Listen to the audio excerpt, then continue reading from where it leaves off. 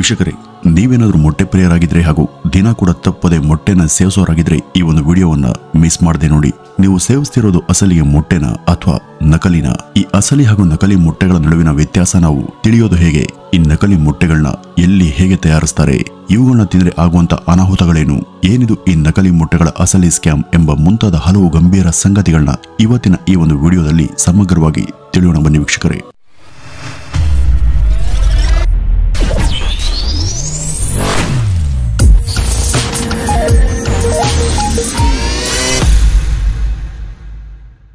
ವೀಕ್ಷಕರೇ, ವಿಶೇಷವಾಗಿ ದಿನವೂ ಮೊಟ್ಟೆ ತಿನ್ನೋರು ಈ ಒಂದು ವಿಡಿಯೋವನ್ನ ನೋಡಲೇಬೇಕು. ಬಹಳ ಈಚೆಗೆ ಮುಂಬೈನ ಪೊಲೀಸರು ನಕಲಿ ಮೊಟ್ಟೆಗಳನ್ನ ತಯಾರು ಮಾಡ್ತಿದ್ದಂತಹ ಗ್ಯಾಂಗ್ ಒಂದನ್ನ ಹಿಡಿದು ಪತ್ತೆ ಹಚ್ಚಿದ್ರು. ಇವು ನೋಡೋದಕ್ಕೆ ನಿಜವಾದ ಮೊಟ್ಟೆಗಳ ತರಹನೇ ಇದ್ವು, ಸ್ವಲ್ಪವೂ ಕೂಡ ವ್ಯತ್ಯಾಸ ಇರಲಿಲ್ಲ. ಆದರೆ ಇವುಗಳಲ್ಲಿ ವಿಷಪೂರಿತ ಸಿಂಥೆಟಿಕ್ ಕೆಮಿಕಲ್ ಮಿಕ್ಸ್ ಆಗಿತ್ತು. ಅಲ್ಲೊಬ್ಬ ಸ್ಥಳೀಯ ಮಹಿಳೆ ಈ ನಕಲಿ ಮೊಟ್ಟೆಗಳ ಬಗ್ಗೆ ಹಾಗೂ ಇವುಗಳನ್ನ ತಯಾರಿಸಿ ಮಾರೋರ ಬಗ್ಗೆ ಪೊಲೀಸರಿಗೆ ದೂರನ್ನ ಕೊಟ್ಟಿದ್ರು. ಆಕೆಯ ದೂರಿನ ಅನ್ವಯ ಈ ಒಂದು ಗ್ಯಾಂಗ್ ಅನ್ನ ಹಾಗೂ ಅವರ ಎಲ್ಲ ನಕಲಿ ಸರಕುಗಳನ್ನು ಕೂಡ ಪೊಲೀಸರು ತಮ್ಮ ವಶಕ್ಕೆ ಪಡೆದುಕೊಂಡಿದ್ರು. ಇವುಗಳನ್ನ ಚೆಕ್ ಮಾಡುವ ಸಲುವಾಗಿ ಪೊಲೀಸ್ ಅದನ್ನ FDIಗೆ ರವಾನಿಸಿತ್ತು. ಅಲ್ಲಿ ನಡೆದಂತ ರಾಸಾಯನಿಕದ ಪರೀಕ್ಷೆ ವೇಳೆ ಇವು ಪಕ್ಕ ನಕಲಿ ಅಂತ ದೃಢ ಆಯಿತು.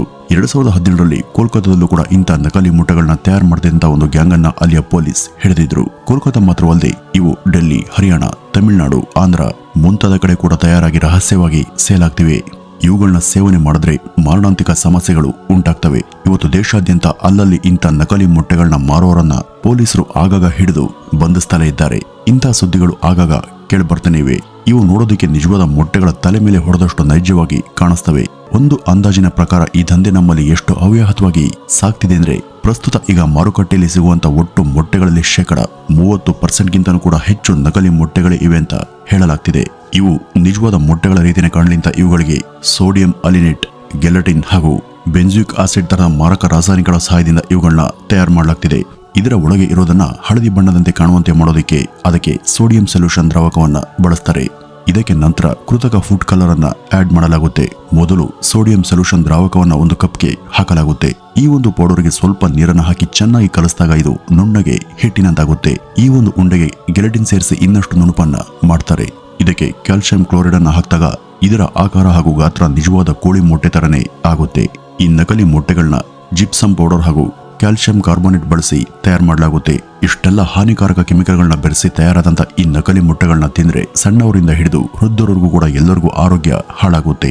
ಹಾಗಾದ್ರೆ ನೀವು ದಿನ ತಿನ್ನುವಂತ ಮೊಟ್ಟೆ ಅಸಲಿನ ಅಥವಾ ನಕಲಿನ ಎಂಬ ಗುಮಾನಿ ಇದೀಗ ನಿಮ್ಗೆ ಬಂದಿರಬಹುದು. ಅದನ್ನ ಪತ್ತೆ ಹಚ್ಚೋದಕ್ಕೆ ಒಂದಷ್ಟು ವಿಧಾನಗಳಿವೆ. ಇವುಗಳಿಂದ ನಿಮ್ಮ ಮನೆಗೆ ಬರುವಂತ ಮೊಟ್ಟೆಗಳು ನಿಜನ ಅಥವಾ ನಕಲಿನ ಅಂತ ಸ್ವತಃ ನೀವೇ ಪರಿಶೀಲನೆ ಮಾಡಬಹುದು. ವೀಕ್ಷಕರೇ, ಇದುವರೆಗೂ ಕೋಟ್ಯಾಂತರ ಜನರ ನೆಚ್ಚಿನ ಆಡಿಯೋ ಆಪ್ ಆಗಿರುವಂತ ಕುಕು FM ಇದೀಗ ಎಲ್ಲರಿಗೂ ಕೂಡ ಭರ್ಜರಿ ಆಫರ್ ಅನ್ನ ಕೊಡ್ತಿದೆ.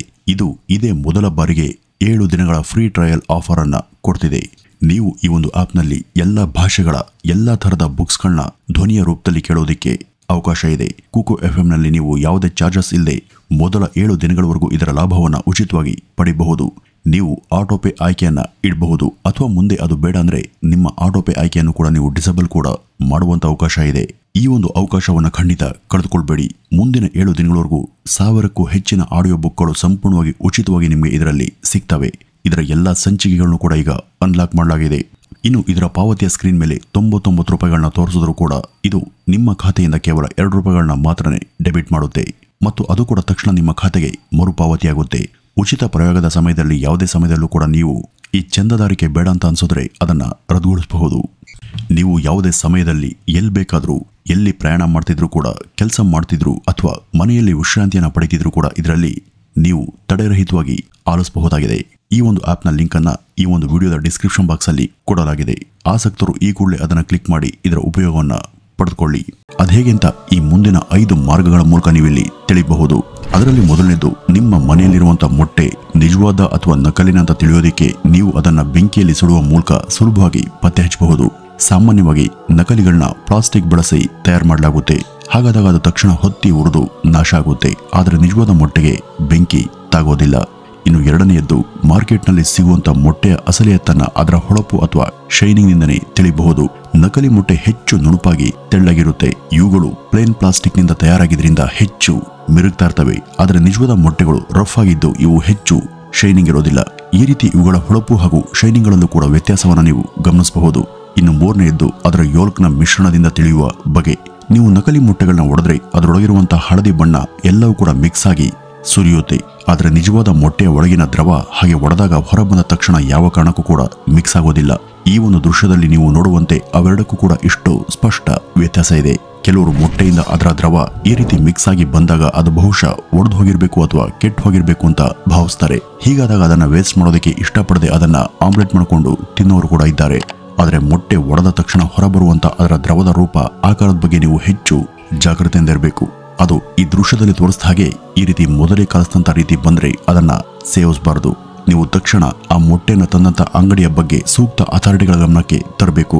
ಇನ್ನು ನಾಲ್ಕನೇದ್ದು, ನೀವು ನಿಮ್ಮ ಮನೆಯಲ್ಲಿರುವಂತಹ ಮೊಟ್ಟೆಯನ್ನ ಈ ರೀತಿ ಅಲುಗಾಡಿಸಿ ಕೂಡ ಅದು ನಿಜವಾದದ್ದು ಅಥವಾ ನಕಲಿನ ಅಂತ ತಿಳಿಬಹುದು.